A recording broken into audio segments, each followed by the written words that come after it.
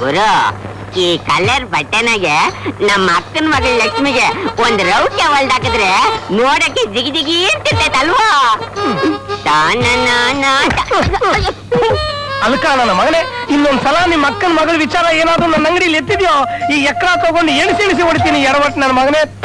ನಮ್ಮ ಅಕ್ಕನ ಮಗಳ ಹೆಸರು ಹೇಳ್ದೆ, ನಿಮ್ಮ ಅಕ್ಕನ ಮಗಳ ಹೆಸರ ಹೇಳಿ. ನೋ, ನಿನ್ ಜೀವನ ಪೂರ್ತಿ ಬರೀ ರೈಲು ಬಿಡೋದು ಆಗೋಯ್ತಲ್ಲ ಮಗನೇ. ಏನ್ ಹೇಳ್ತಾ ಇದ್ಯಾ ಗುರು?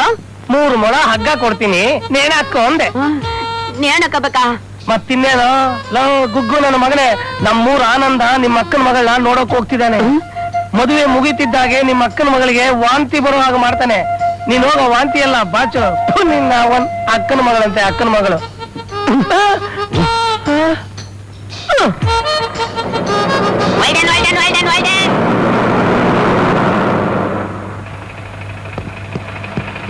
ಆಮೇಲೆ ಎದಳಲ್ಲ ಅಂದ್ರೆ ಎದಳಲ್ಲ, ಎದ್ದಾಳೆ ಆಮೇಲೆ ಅಂದ್ರೆ ಈ ಬಸ್ ನಲ್ಲಿ 6 ಜನ ಹೆಣ್ಣು ನೋಡಕ್ ಹೋಯ್ತವ್ರೆ, ಅವ್ರನ್ನ ಕೆಳಗಿಳಿಸು.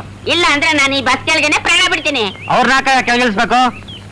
ನಮ್ಮ ಅಕ್ಕನ ಮಗಳ ಲಕ್ಷ್ಮಿನ 16 ವರ್ಷದಿಂದ ಪ್ರೀತಿಸ್ತಾ ಇದ್ದೀನಿ. ದಟ್ ಮೀನ್ಸ್ ಲವ್ ಮಾಡ್ತಾ ಇದ್ದೀನಿ. ಈ ಬಸ್ ನಲ್ಲಿ ಹೋಯ್ತಾರೋ 6 ಜನನು ಅವಳನ್ನ ನೋಡಕ್ ಹೋಯ್ತಾವ್ರೆ, ಬಿಟ್ಬಿಡ್ತೀನಾ? ಓ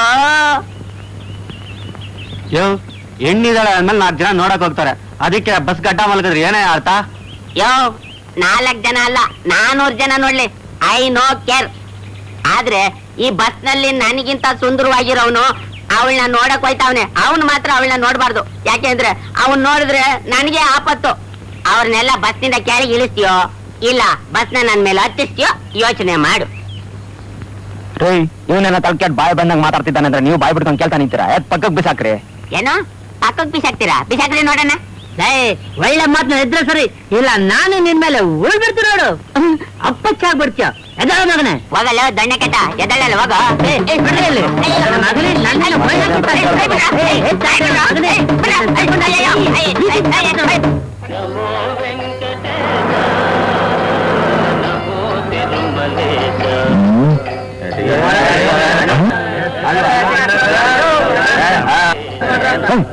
ಆನಂದ ಹೆಣ್ಣು ನೋಡಕ್ ಹೋಗ್ತಾ ಇರೋದು ಬಾಗ್ಲೂರಿಗೆ, ಇಲ್ಲ ಕೇಳ್ತೀಯ?